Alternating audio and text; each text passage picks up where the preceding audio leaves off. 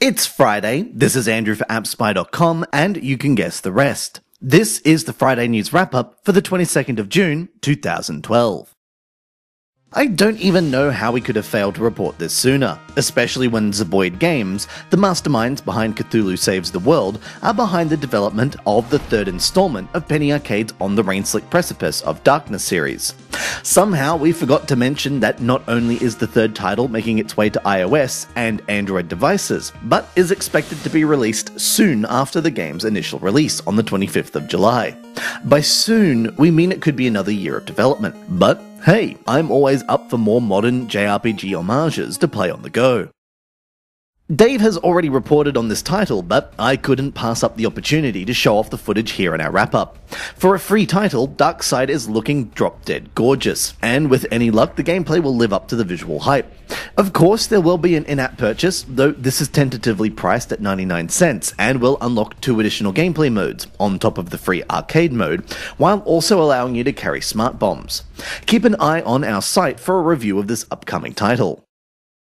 For those enjoying Pocket Planes, you might find it interesting to know that the game almost went in a completely different direction, pitting players down to earth on rails instead of gracefully flying through the air. Initial design mockups released by one of Nimblebit's own on the Something Awful forums shows a train-based title, albeit one that never saw the light of day.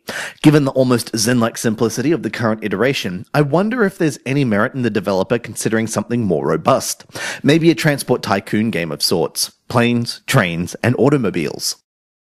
Landing on the App Store next week is a very different take on the castle tower defense genre, as you strap into a cannon and blast away poultry out to steal your corn.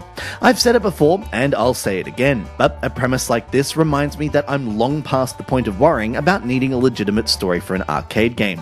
It has guns, there are things to shoot, and explosions to be had. I'm sold.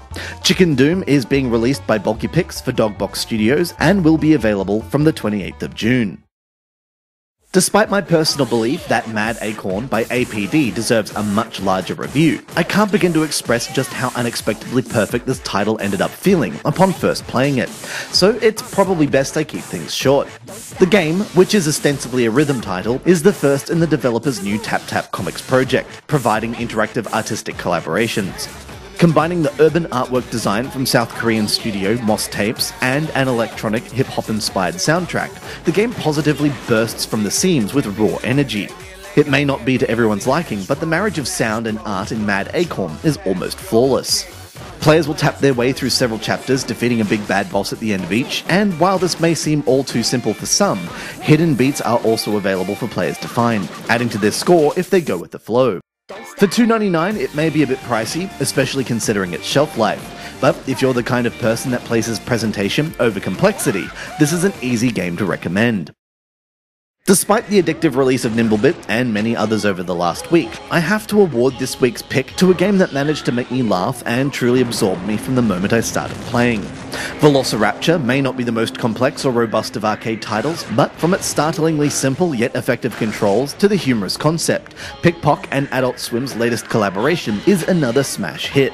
If you only have 99 cents to spare this week, throw it towards this title. You're guaranteed at least a smile, if not a long-lasting game. Much like the start, I'm going to keep the ending short. I have to sprint out the door once this is wrapped up, but we've got plenty of news, reviews, and features to catch up on, so do make sure you're subscribed and keep an eye on us via Twitter or Facebook. Those who like plushy toys may want to keep an eye on our site over the next week, as we may be running a competition. But that's the only spoiler I can give. Have a great weekend.